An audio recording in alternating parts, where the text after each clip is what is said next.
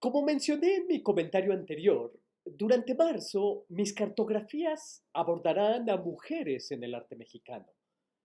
La semana pasada hice una reflexión sobre Raquel Tibol. Toca el turno a la doctora Teresa del Conde. Y yo comienzo por contarles que atesoro unos largos correos electrónicos en los que Teresa del Conde me enviaba sus impresiones como radioescucha, porque siempre escuchaba Radio UNAM, aunque le molestara la programación. Teresa del Conde no dejaba de ser crítica con todo lo que la ocupaba y preocupaba. Y la radio la ocupaba y preocupaba porque ella respiró radio desde la infancia.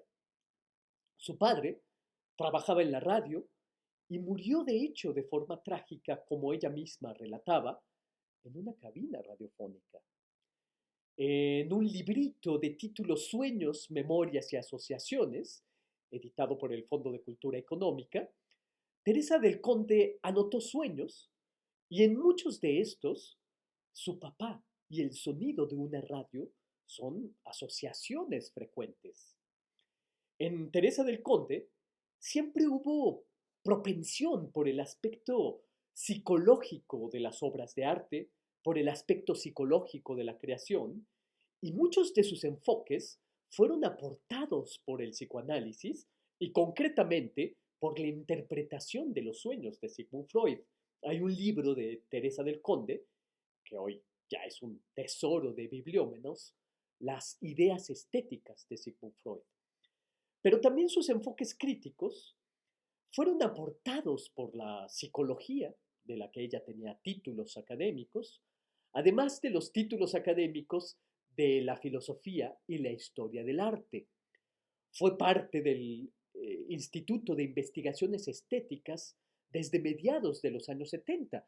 Ese instituto que pocos años antes tuvo entre sus filas a los sabios Manuel Toussaint y Justino Fernández, pero que ya en los años de Teresa del Conde contó con las glorias de Jorge Alberto Manrique e Ida Rodríguez Prampolini, pilares del pensamiento crítico del arte en México. En un texto de título Criticar al crítico, del gran poeta estadounidense T.S. Eliot, que dicho sea entre paréntesis, fue traducido al español por la gran poeta Pura López Colomé en una edición de la colección Poemas y Ensayos de la UNAM. En ese texto, T.S. Eliot dice que la crítica es la actividad instintiva de las mentes civilizadas.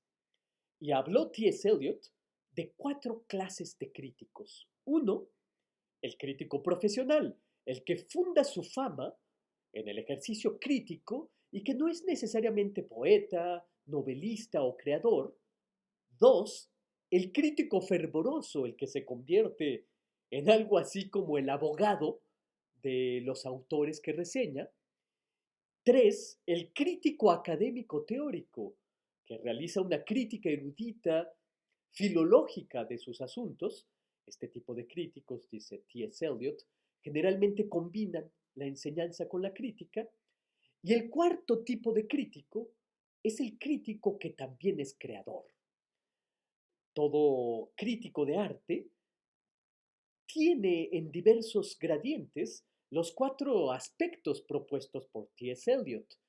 Teresa del Conde era crítica profesional, crítica fervorosa, crítica académico-teórica y en cierta medida crítica creadora, en la medida en que sus textos proponen nuevas formas de acercarnos a las obras, aunque principalmente Teresa del Conde fue una crítica académica teórica, pues no en balde fue profesora durante muchos años de nuestra Facultad de Filosofía y Letras de la UNAM, que por cierto, este año cumple 100 años. Y en un momento más haré un apunte acerca de la visión universitaria que Teresa del Conde imprimía a su pensamiento. Desde 1990, hasta pocos días antes de su muerte, en febrero de 2017, los jueves publicó una columna en el periódico La Jornada. Y en los textos críticos y periodísticos de Teresa del Conde aparece lo que yo llamaría un breviario de raíces. Esto es, una colección de datos relativos a los orígenes de una obra artística. Hablaba del conde, de los cimientos en los que se funda una obra, e incluso, hablando de un modo metafórico, hacía Teresa del Conde la descripción de un determinado terreno donde se echan los cimientos de una determinada obra artística. Esto es, proveía a sus lectores con un horizonte histórico para una mejor comprensión del hecho estético. Acérquense ustedes a sus trabajos monográficos sobre el magnífico decadentista zacatecano Julio Ruelas, El viajero lúgubre, o su trabajo sobre los murales de Rufino Tamayo, e incluso su libro acerca de las memorias de Inés Amor, un libro que Teresa del Conde trabajó junto con Jorge Alberto Manrique, y podrán comprobar este punto del que les hablo. Después de este horizonte histórico, ya su mirada crítica podía posarse como una mariposa en una obra determinada y libarla para extraerle todo su dulzor. A veces, como es muy usual en los críticos de arte, Teresa del Conde podía errar. La razón del crítico es desde luego una razón falible, y si no asume su falibilidad, se convierte en un enunciado dogmático y nada más lejos en Teresa del Conde. Su mirada crítica, entonces, se posaba en algún centro, en alguna situación artística, una obra, una exposición, una imagen o una palabra, entendidas como moradas de la experiencia estética. Y después, los múltiples caminos, ricos en claves para investigaciones futuras, ricos en fantasmas y presencias en sus indagaciones o variedades estéticas. Su libro, Historia mínima del arte mexicano en el siglo XX, es riquísimo en estas claves, en estos fantasmas y en estas presencias.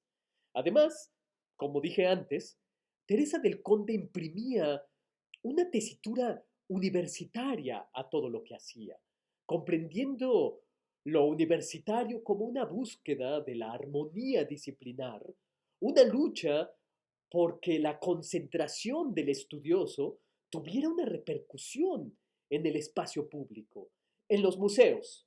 Ella, como se sabe, fue directora del Museo de Arte Moderno cuando sucedió en ese puesto a Jorge Alberto Manrique, que salió de la dirección tras el escándalo de la Marilyn Virgen de Guadalupe de Rolando de la Rosa, pero también en la radio, en la prensa escrita, gestión pública, radiofonía y docencia, letra negra impresa sobre blanco, esas son las aristas de la acción crítica de Teresa del Conde.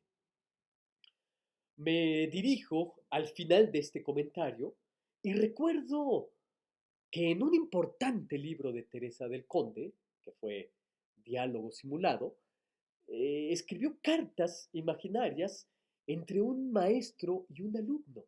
Y ahí la doctora del Conde escribió, una historia del arte ha llegado a su fin. En cambio, las historias del arte aparecerán siempre. Historias del arte, así, en plural, asumiendo la multiplicidad de explicaciones para un mismo fenómeno artístico. Para leer a Teresa del Conde, aquí hay una instrucción de uso. La tomo de este libro, Diálogo Simulado. Los textos críticos de Teresa del Conde tienen la genialidad de Aladino. Hay que frotar la lámpara de estos textos para que el espíritu de los mismos salga.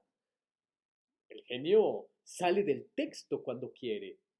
A veces sí, a veces no. Pero de lo que no queda duda es de que con las páginas que nos dejó Teresa del Conde, tenemos una lámpara maravillosa.